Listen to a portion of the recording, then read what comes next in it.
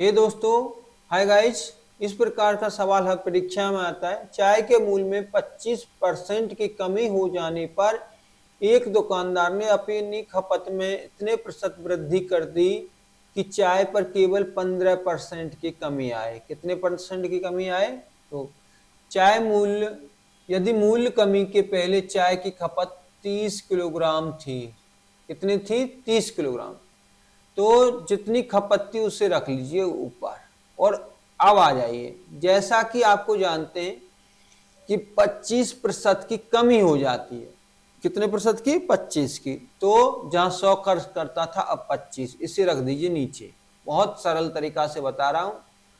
और दोस्तों अब करना क्या है आपको? खर्च में केवल 15% की उसे कमी करनी है। तो जहां 100 खर्च करता था अब वो 85 ही खर्च करेगा। जहां 100 खर्च करता था अब वो 85 ही खर्च कर देगा। तो 15 दूनी 30, 15 पर 75, और ये 5 एकम 5, 5 से कट गया 17 बार, और 17 दूनी 34। अब उसकी खपत क्या है? 34 किलोग्राम हो जाएगी। क्या हो जाएगी? 34 किलोग्राम उसकी खपत हो जाएगी। चलिए इस प्रकार एक सवाल और देख लेते हैं।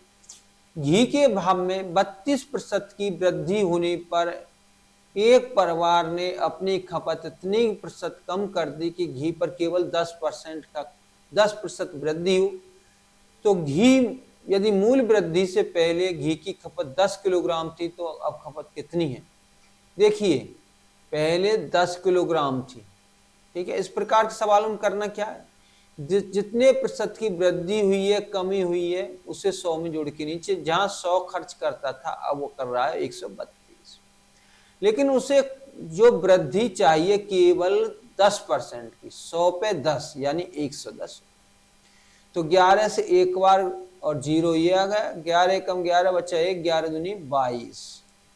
तो 2 छिक्के 12 और 2 पंजे 10, और 2 तिया 6 और 2 पंजे 10।